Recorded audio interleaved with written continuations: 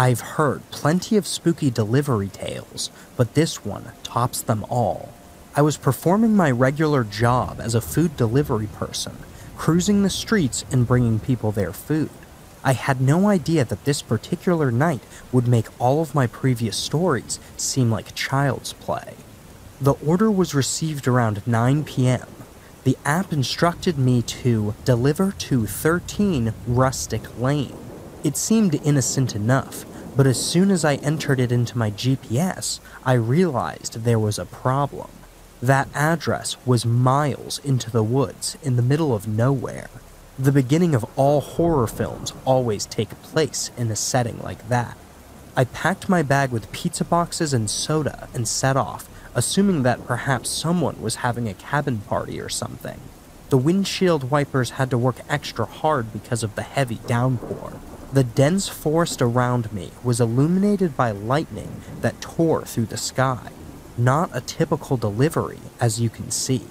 I eventually found it, 13 Rustic Lane, after navigating the twisting, muddy roads.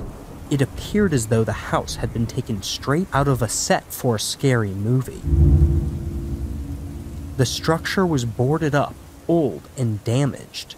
I hesitated before parking the car.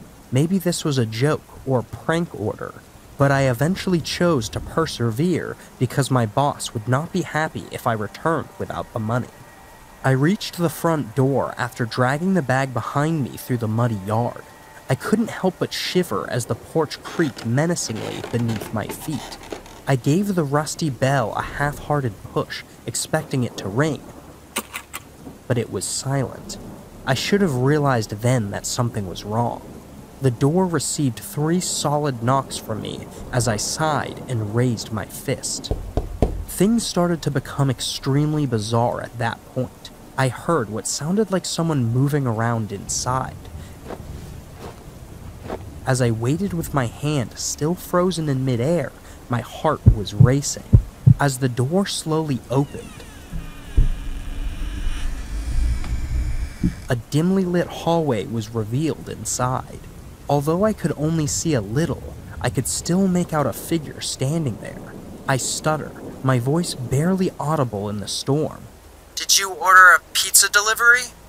The figure drew nearer, the candlelight revealing her face. She had this ageless quality about her that made it impossible for me to determine whether she was young or old. She called out in a hushed voice, "Come in." I entered the room despite my better judgment. The furniture was covered in dust and cobwebs and crammed into the narrow hallway. A time capsule from a century ago seemed to be waiting for you there. The floorboards squeaked with each step as the woman led me down the hallway. I was having an uncontrollable fantasy. What kind of location was this? She ushered me into the dining area, which had a dimly lit wooden table in the middle with a single flickering candle on it. Despite having very limited vision, I could feel movement on the second floor. I wanted to run away as my heart raced in my chest, but I had to keep the delivery because I needed the money. While maintaining my composure, I set the bag down on the table. I tried to sound assured. "That'll be $30.50. The woman produced a wad of crumbled bills from the folds of her torn dress. She gave them to me while brushing my hand with her icy fingers. I couldn't help but look around the room as I counted the money, hearing something from the second floor. The woman spoke again, this time barely raising her voice above a whisper as I was about to leave. "You should stay. Please, join us." I didn't require any additional persuasion. I excused myself by saying I had to return to work. On the way out, I still heard noises on the second floor. Before walking through the front door, I turned around and saw a figure standing at the top of the stairs.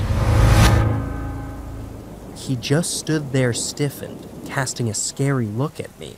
Adrenaline ran through my entire body. I didn't care that the rain had gotten worse. I dashed out of 13 Rustic Lane, jumped in my car, slammed the door shut, and drove as quickly as I could. I looked at the abandoned house one last time and I saw two shadows standing in front of the window, one upstairs and one downstairs, both staring at how I was driving away. For weeks after, I couldn't forget that night. I never got any answers and never went back to that area of the woods again. Who were those figures in the shadows, and what kind of place was that? One thing is for certain, I've had enough spooky deliveries, and if you ever find yourself in a remote area facing a delivery to a foreclosed, boarded up home, do yourself a favor and drive away without turning around. The horrors that may be hiding behind those doors are never known in advance. Hey everyone, thanks for listening to these food delivery horror stories. If you like the video so far, be sure to like, subscribe, and comment. It would help me a lot, and that way I can keep making these scary stories for you guys as well. Thank you so much.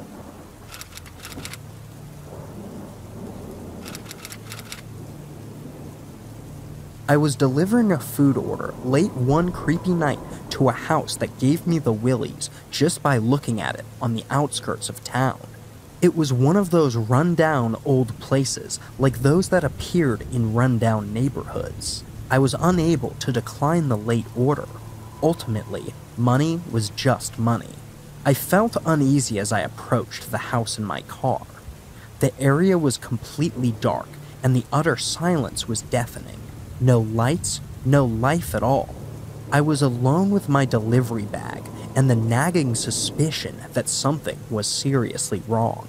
Thoughts of this setup reminding me of a corny horror movie came to mind, but I ignored them because I had bills to pay.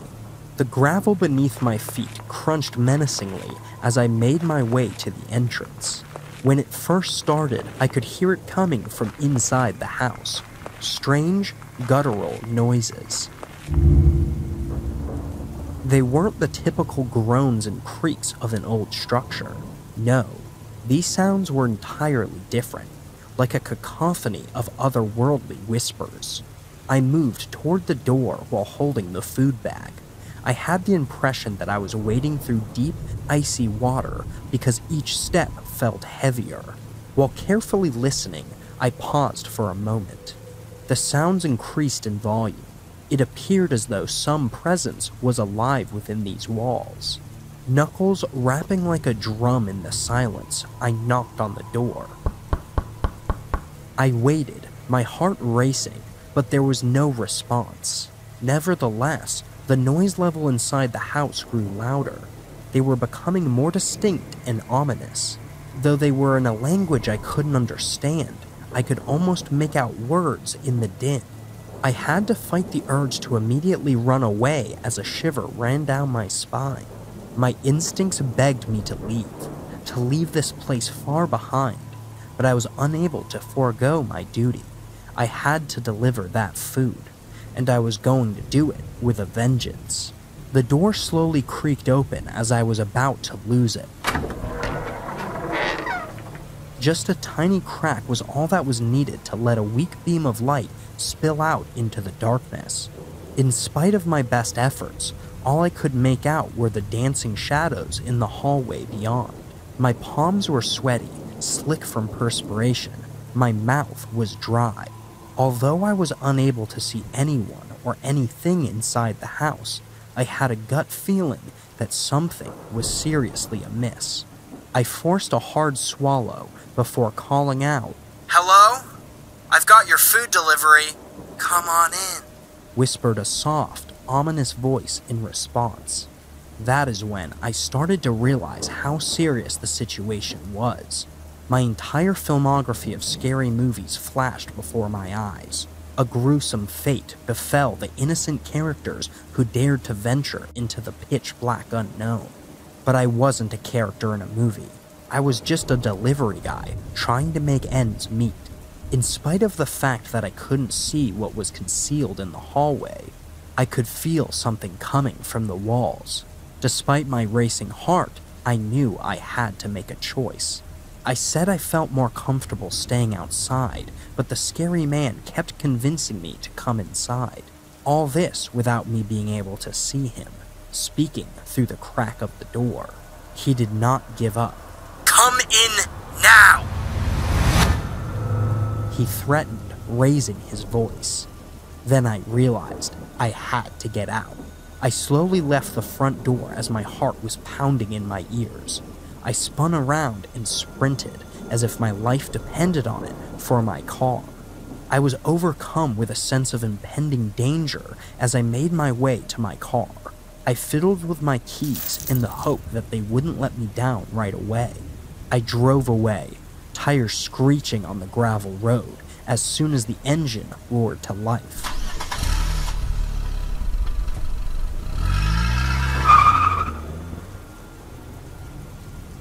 I was afraid of turning around. I was afraid that whatever was inside the cursed house might have escaped and was after me. The only thing I wanted was to leave as soon as I could. I had so many questions as I was speeding off.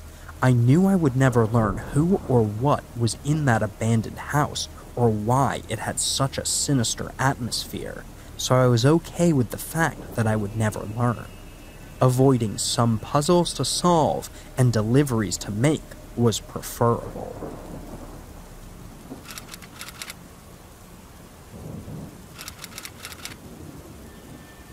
I've had my fair share of unsettling encounters as a food delivery driver, but nothing could have prepared me for that chilling evening. It was the kind of pitch-black, starless night that gives you the creeps. I was making my way back through the wilderness to deliver something to a distant place. The app had me navigating through winding, deserted roads that seemed to have been abandoned by civilization itself. I was already on guard when I spotted a faint glimmer in my rearview mirror. A lone spotlight pierced the night. My first thought that it was just a coincidence to see someone else going in the same direction faded away like stale bread as the miles passed. There was no question that the vehicle was following me, and the driver was not merely a chance bystander. My heart rate accelerated, my knuckles turned white, and I tightened my grip on the wheel. I started to shiver and couldn't stop feeling frightened. No matter how slowly or quickly I drove, the car kept up a close following. It resembled a shadow that was always watching and waiting. By telling myself that it was all in my head, I attempted to brush it off. The fear that was developing inside me, however, was equally as real as that spotlight. Where the license plate should have been, there was nothing but a black void. My paranoia had to go into overdrive. Minutes felt like hours as the pursuit went on without interruption. I debated pulling over and confronting whoever was causing this madness, but the thought of being stranded in the middle of nowhere with a potentially dangerous stranger didn't sit well with me. With each turn and curve in the road, my heart continued to race as I drove. In the unsettling silence, I could only hear my own labored breathing. I couldn't see who was behind the wheel of the menacing car. Their intentions remained shrouded in the shadows, like some strange cat-and-mouse game. The chase increased in ferocity later in the evening. In my rearview mirror, the car's high beams appeared to be moving toward me. The evil energy emanating from it was almost palpable. I was gripped by panic, and I started to wonder if I was crazy. I couldn't help but wonder if perhaps this was the night that I would die horribly. I had finally made it to the delivery address according to my GPS. I shivered as I drove up to the spot. It was not a house, but a dilapidated, old structure. Like something out of a horror film. Broken windows, a sagging roof, and vines that climbed the walls. I double-checked the address because I thought there was a typo, but that was it. Right here was the location where the order was supposed to be delivered. All I could see was the ominous silhouette of the deserted building. There was no sign of life. I knew I had to make a decision when I began to feel panic rising inside of me. My instincts pleaded with me to escape this dreadful pursuit, but I also felt a strange duty to complete the delivery. It's possible that I was being stubborn out of fear, but I couldn't let the person who had ordered this food down. I debated whether to leave right away to get out of this nightmare or to stay and fulfill the order. I grabbed the bag, got out of the car, and started walking. As I drew nearer the decaying building, I thought I was about to stumble into a trap. As I got closer to the door, my stomach was in knots. I was constantly scanning the darkness for motion. A room covered in dust and cobwebs was visible when I pushed open the creaking door in the low light. I made my way deeper inside, making noise with my footsteps. However, nobody was present, and no one was waiting for food. Silence was the only thing that existed. I was filled with anger and confusion. This was an evil joke and a ruse. They had brought me here, to a place that was empty, so I could get out of that car. I backed out of the building, my heart racing, and ran to my car. The vehicle in front of me was still making engine noises, and I could sense its presence. My mind told me I needed to escape this nightmare. I slammed the car into gear and sped away from that scary place.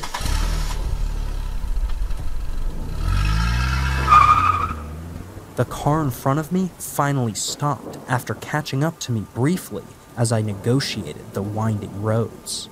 Once I reached a contemporary setting, everything started to make sense. The people who had placed the order were in charge of it. I couldn't understand why they came up with a game that was so terrifying. I was only aware of two things: that I had just about pulled off a horror movie, and that I would never again regard a food delivery order in the same way.